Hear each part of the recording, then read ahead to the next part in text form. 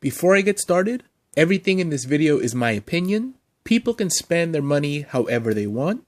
That's their choice, their freedom. And I'm also going to warn you that this is going to be one of those videos where I'm ranting about things that I don't like, and I'm not going to sugarcoat every point I make. So if you don't like negativity, or if you get triggered by somebody saying something that's not 100% positive about Funko, you're not going to like this video. There's plenty of other YouTubers and influencers you can go watch that like every single thing that Funko does. This isn't one of those channels. I don't care about getting sponsorships or free shit from companies. I care about giving you my honest opinion on things. So today, Funko announced Funko Digital Pops, or NFTs. If you don't know what an NFT is, it's a non-fungible token, which are basically animated GIFs or pictures that you can buy. And they're non-fungible because they only make a set amount and they can't be duplicated. They're unique. Fungible means that it can be replaced. And they ensure this by using a blockchain. And if you don't know what a blockchain is, the simplest way I can describe what a blockchain is would be, imagine if you and 3 of your friends are playing poker, but you don't have any chips. So you all get out a piece of paper, and after every bet, you guys write down what each one of your friends bet. And then, at the end of the round, you compare your papers to make sure everyone's on the same page and everyone's staying honest. Just imagine that digitally on a large scale by thousands and millions of people. Are you confused yet? It doesn't matter.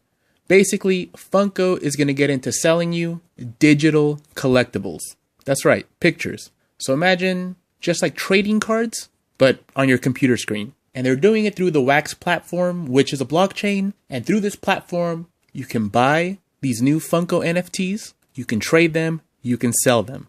Now here's where we start to get into the gross part. For $9.99, pretty cheap, right? $10, you get 5 digital pop collectibles. Or if you want to be a little cynical about it, animated GIFs, pictures, digital pictures. Or if you want to go all out and pay the premium for $29.99, you can get 17 digital pop collectibles.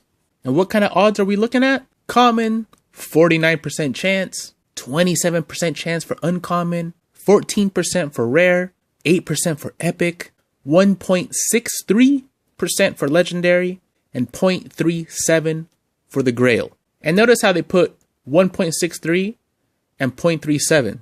They didn't put less than 1% because that matters. So these are your odds. Now what they're doing different than other NFTs is that if you look down at the legendary and the grail, those come with a physical redemption. So you'd actually be able to redeem that NFT for an actual real physical pop. You have a 2% chance of that. Exactly 2%. Which is nice. I mean, if you're into NFTs already, at least there's that. And you'll also have a window of a few months to buy or sell your legendary and grail cards before the actual physical pop gets sent out. This sounds a lot like gambling, doesn't it? Well, it's not. Technically, this isn't gambling.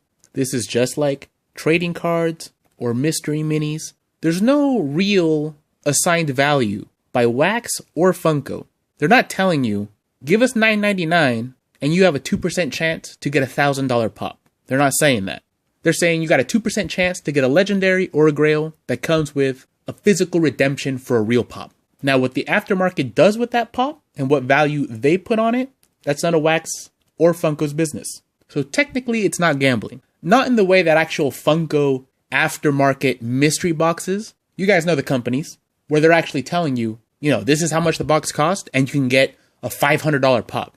That is technically an illegal lottery and is gambling. They just fly under the radar. But eventually, I do feel like regulation is going to rain down on them. But I don't want to go off too much on a tangent on mystery box companies because this is about NFTs, right? But I bring up gambling, even though it's technically not gambling, but in essence it is. Because opening up these kind of packs, loot boxes, any of that kind of stuff has the same effect on your brain, right? It's thrilling, it's exciting. And I do have a feeling that these legendary and grail actual physical pops are probably going to be worth quite a bit because you only get 5 cards for $9.99 and you've got a 2% chance to get one. So let's do some math. You have to buy 20 packs to get 100 cards. And if the odds hold through, which they should for 100 packs, you'll get a legendary and a grail, or at least one of them. So that's $200. Basically, $200 is like the retail price for one of these legendaries and grails. More like the legendary, because the grail at 0.37%, well, that's quite a bit of money you're going to drop on trying to get one of those. So that's a good starting point on how much this is going to be worth on the aftermarket. That Blacklight Rocksteady, minimum 200, because that's how much it costs to try to get one, unless you're extremely unlucky. But the actual secondhand market price for that is probably going to be double, maybe even triple that. And where it gets really gross is that obviously Blacklight Pops are very successful. Now, they're making a Blacklight Rocksteady. You think they're not going to make a Blacklight Bebop? Blacklight Turtles? Maybe they'll save them all for future releases of these NFTs, and that's the only way you can get them? I hope that's what they do. But if they release a set of Blacklight Turtles, April, Casey Jones, the rest of the gang, but then the only way you can get Bebop is through this NFT. I was about to call it a scam, but it's not.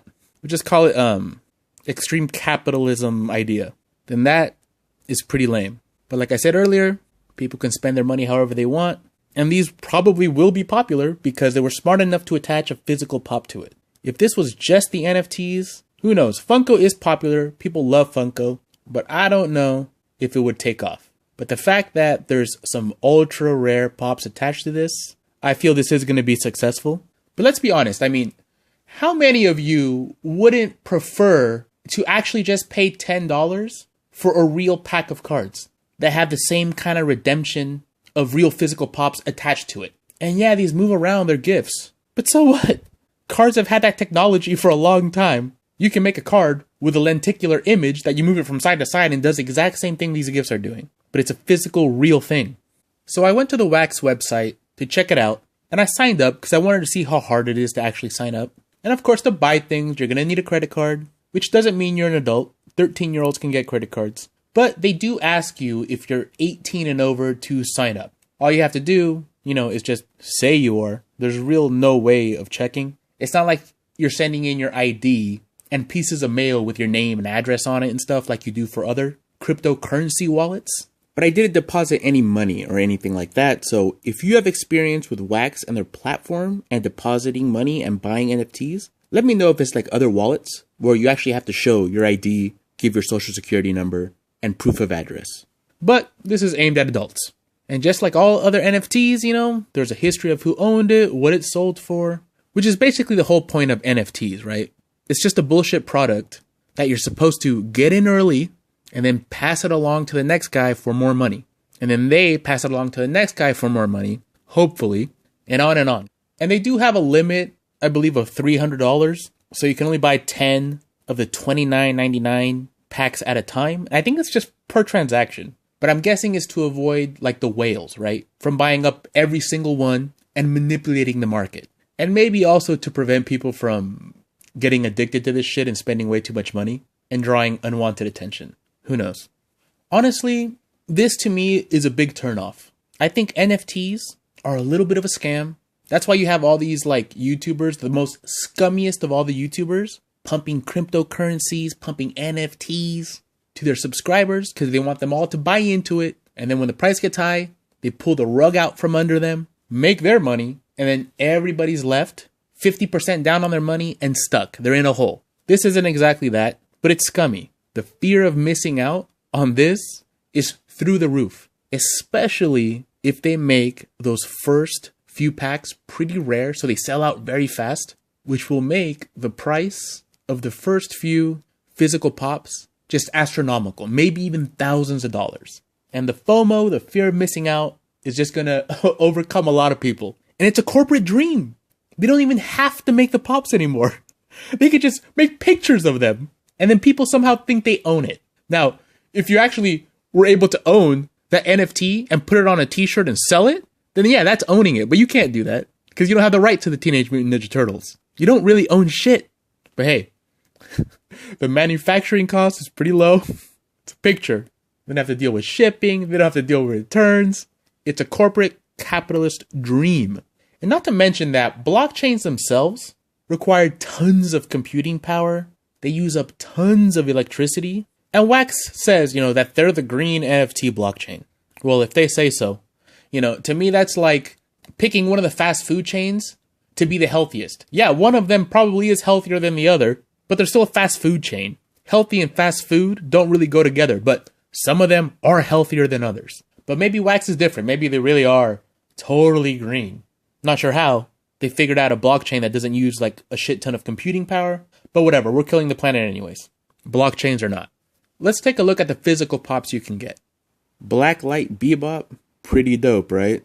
I like that one a lot. That's awesome. There's only going to be 1,467 pieces. Funko set to make millions on these. Millions where they were only making thousands. It means genius. Because look how cool this pop is. Look at that box. Everything about it is awesome. Except for you have to buy pictures that you can look on your laptop and you're going to spend hundreds on. Hundreds. Maybe thousands. This Casey Jones. Same number count, 1,467. This one appears to be black chrome with purple chrome on the hair and hockey stick. Looks pretty dope. Not as cool as a Blacklight Bebop though, but pretty dope.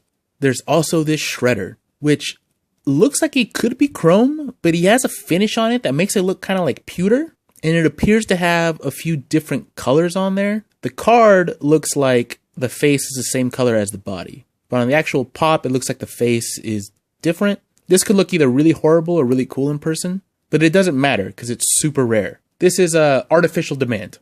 Now this is awesome. It's Leonardo in like an oil slick kind of paint job. Looks really cool digitally. Looks cool here in the glam. Not sure how it's going to look in pop form, although, you know, we've all seen nail polish, cars, even fabric that has this kind of like oil slick color changing effect on it, and it looks awesome. Or like you've seen it on knives and things before. And it's a really nice finish. I could see this type of pop being as popular as the black light ones, especially if they put them in like different kind of boxes like this. But again, are they going to release all 4 turtles this way? Or are they going to put out this set as commons and the only way to complete it is getting the Leonardo through this?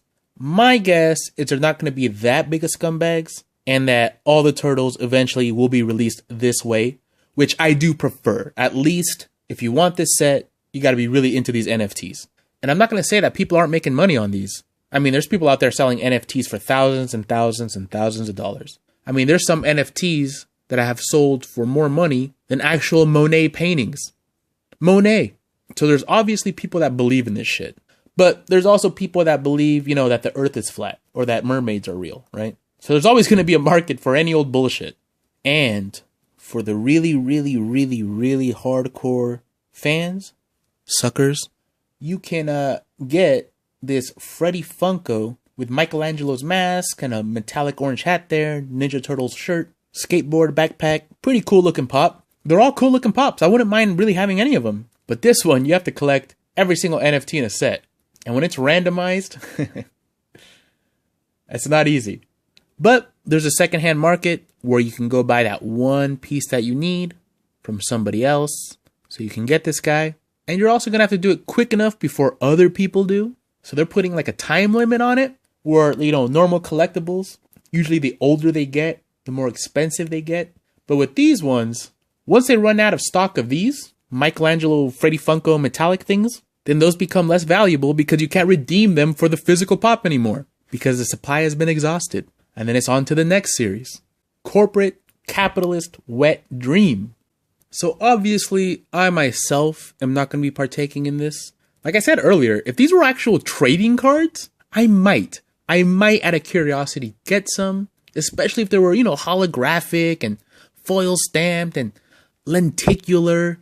And on top of that, you had a chance to redeem for physical pops. I think that would be great because it's a real physical thing. When the power goes out, my collection doesn't go away. Or if the government decides to regulate NFTs, my collection doesn't go away. And I'm not sure who owns the Ninja Turtles, but I don't know. I can't imagine a company like Disney wanting to mess around with NFTs and blockchains and cryptocurrencies. I don't know. I'll be very surprised if we see Marvel or Star Wars or any kind of Disney characters as NFTs. It's also shady now. And honestly, I'm not even sure if some of these really expensive NFTs aren't just a way for people to avoid paying taxes and laundering money. It's very similar to the art world where somebody wipes their dick on a piece of paper or tapes a banana to the wall and it's selling for millions. Those people are laundering money. Most likely, allegedly. In my opinion, whatever. But I just can't imagine Disney wanting any part of this. Because yeah, it's not technically gambling.